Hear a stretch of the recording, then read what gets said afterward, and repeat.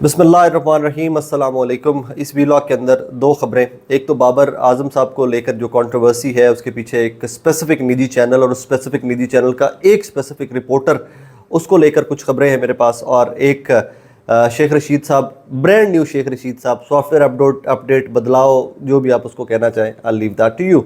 आपको पता है कल एक निजी टेलीविजन ने बाबर आजम साहब की पीसीबी के हुकाम के साथ किसी एक शख्स के साथ जो चैट थी वो पब्लिक कर दी, वो टेलीविजन के ऊपर चला दी। क्योंकि उससे पहले था कि बाबर आजम साहब की बात हुई, उन्होंने मैसेजेस किए हैं ज़का अशरफ साहब को, ज़का अशरफ साहब ने रिप्लाई नहीं किया, ब्ला ब्ला ब्ला ब्ला। तो पीसीबी के एक हुकाम है, उन्होंने बात कर रहे थे वो बाबर आजम साहब से कि क्या आपने कॉल की है, मैसेज किया? उन्होंने कहा जी नहीं, मैंने कॉल शॉल कोई नहीं की। वो चैट थी, उसका स्क्रीनशॉट था, वो सीम बादामी ने और वो शुएब जट ने उन्होंने चला दिया अपने न्यूज़ चैनल जिसमें वो काम करते हैं उसके ऊपर। इसके ऊपर बड़ी कंट्रोवर्सी क्रिएट हुई, इसके ऊपर बहुत लान तान हुई है उस इदारे के ऊपर भी और उन लोगों के ऊपर भी जिन्होंने ये किया। आप किसी की भी प्राइवेट चैट किसी की परमिशन के बगैर नहीं चला सकते, और अगर परमिशन होती है तो फिर वो ऑफिशियल स्टेटमेंट बन जाती है। वो लोग आपको खुद से परमिशन देते हैं कि yes this is my version, आप इसको चला लीजिए। लेकिन इसकी वजह क्या है कि बाबर आजम शुएब जट का निशाना क्यों है? कभी कभी बहुत बोने लोग जो होते हैं ना बेचारे, बहुत छोटे लोग होते हैं, इनको टारगेट इनकी औकात से बहुत बड़े दे दिए जाते हैं, और ये फिर 50-50 हज़ार की नौकरी के ऊपर ये एक तरफा टारगेट करके तो टकाटक जुड़ जाते हैं।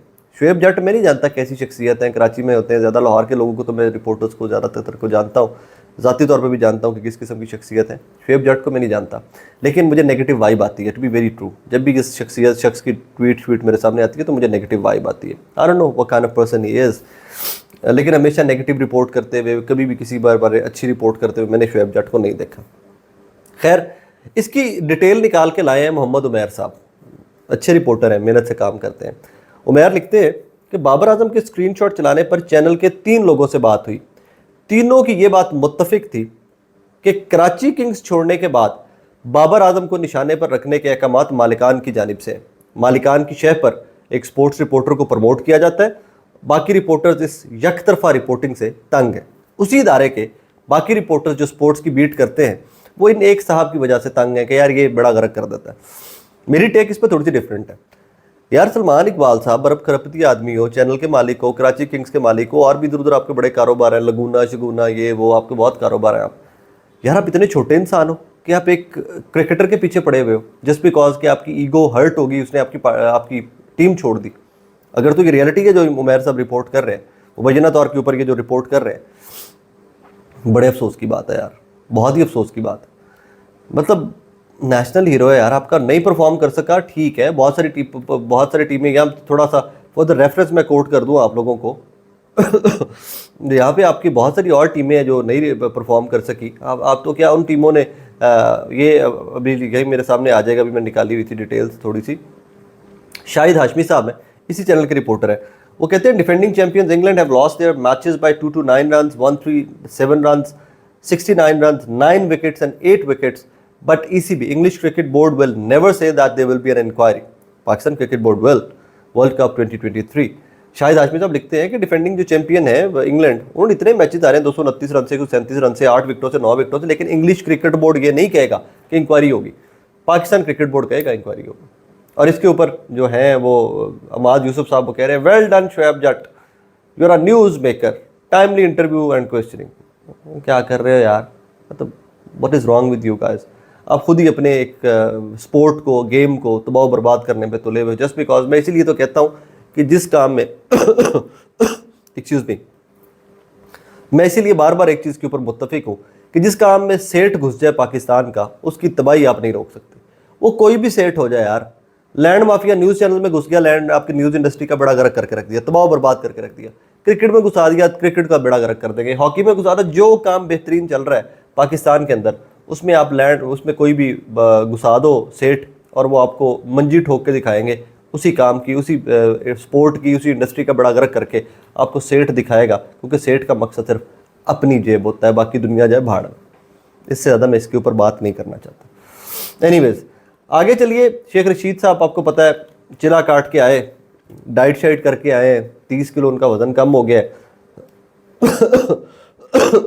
एक्सक्यूज़ मी, स्मोक की वजह से। आई एम श्योर कि मेरी तरह भी बहुत सारे लोग बीमार होंगे। कल स्मोक के ऊपर मैंने डिटेल में बात की है। नहीं बस शेख रशीद साहब आपको पता है चिला काट के आए हैं, और चिला काटने के बाद वो कहते हैं कि चिले ने मुझे नया शेख रशीद बना दिया है। सॉफ्टवेयर अपडेट कह लीजिए, हार्डवेयर अपडेट कह लीजिए, या जो भी आप कहना चाहें शेख साहब के बारे में आप कह लीजिए। वो तो खुद से कहते हैं कि मैं नया शेख रशीद हूँ। 30 किलो उनका वज़न कम हो गया है, तो अब वो माशाल्लाह मज़ीद फिट भी हो गए हैं। अब वो घुड़सवारी भी कर सकते हैं, वो आज़ादी फ्रीडम फार्म हाउस जो उनका है वो वहाँ पर ज़्यादा वक्त भी गुजार सकते हैं। शेख रशीद साहब के लिए अच्छी खबर ये है कि जनाब उनकी जो लाल हवेली है वो भी डीसील कर दी गई है, शेख रशीद साहब को वापस मिल गई है वो भी। और फर्दर उन्होंने बात करते हुए कहा जी 9 मई गंदे और प्रगंदे लोगों का काम था और हम पाक फ़ौज के साथ हैं। आसिम मुनीर और DGISI नदीम अंजुम हमारी शान है और अजीम सिपा सालार हैं। मैंने फ़ौज के ख़िलाफ़ कभी बात नहीं की, ना मैं करूँगा। और इसी तरह मामलात आगे चल रहे हैं।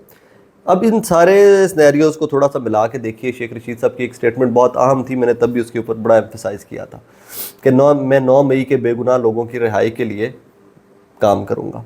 आज उन्होंने कहा कि मेरी अगर आसिम मुनीर साहब से का नाम तो नहीं लिया, लेकिन उन्होंने कहा कि बड़े लोगों से अगर मेरी मुलाकात होती है तो मैं वहाँ पर भी इस चीज़ को रखूँगा कि बेगुनाह लोगों की रिहाई होनी चाहिए। बहुत अच्छी बात है, होनी चाहिए।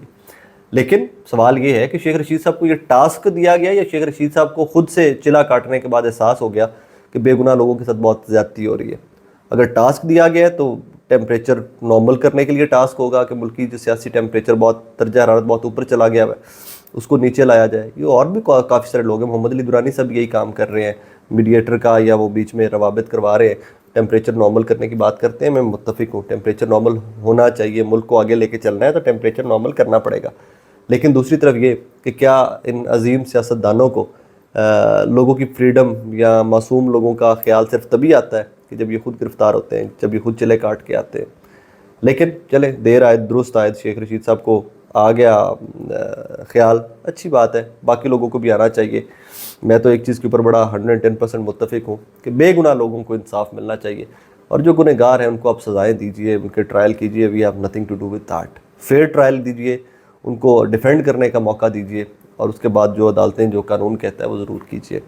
लेकिन शेख रशीद साहब का सॉफ्टवेयर डेफिनेटली अपडेट हो गया हुआ है और ये बहुत अच्छी बात है कि सॉफ्टवेयर अपडेट हो गया हुआ है। तो वो एक बदले बदले से ख़ुद को शेख रशीद लग रहे हैं, वो कहते हैं कि मैं नया शेख रशीद हूँ। लाल हवेली वापस जाएंगे, उसी उन्हीं 2 हलकों से इलेक्शन लड़ने का पिंडी वालों से उन्होंने ऐलान किया है कि PDM के मद्दे मुकाबले इलेक्शन लड़ूंगा। और इलेक्शन से मुझे याद आया कि आज पंजाब में CM पंजाब और चीफ इलेक्शन कमिश्नर राजा साहब ने मीटिंग ली है कैबिनेट की और उन्होंने कहा है कि जनाब हम आज़ाद और मुनसिफाना इलेक्शन को यकीनी बनाएंगे और इलेक्शन डेट के ऊपर होंगे, कोई डिले नहीं है इसके अंदर। सूबाई मेंबरान उनके इलेक्शन कमीशन और जो पंजाब की काबीना है केयर टेकर, उन्होंने इसमें शिरकत की है। और सवाल फिर यही कि ये कहते हैं कि हम साफ़ और शफाफ इलेक्शन को यकीनी बनाएंगे। मेरा एक ही सवाल है इसके ऊपर कि जनाब तहरीक इंसाफ को क्या वही लेवल प्लेइंग फील्ड मिलेगी जो PMLN को मिल रही है? और मुझे नहीं समझ आती कि इन लोगों से सवाल क्यों नहीं पूछे जाते जो रिपोर्टर्स कवर कर रहे होते हैं। मुझे तो खैर बहुत ज़्यादा प्रेस कॉन्फ्रेंस में बुलाया ही नहीं जाता क्योंकि रिपोर्टर्स को कॉल की जाती है, मैसेजेस आ जाते हैं, इनवाइट किया जाता है, तो मैंने तो खैर बहुत ज़्यादा बुलांदा ही नहीं होना है। लेकिन चलो उनकी मेहरबानी, वो नहीं बुलाते।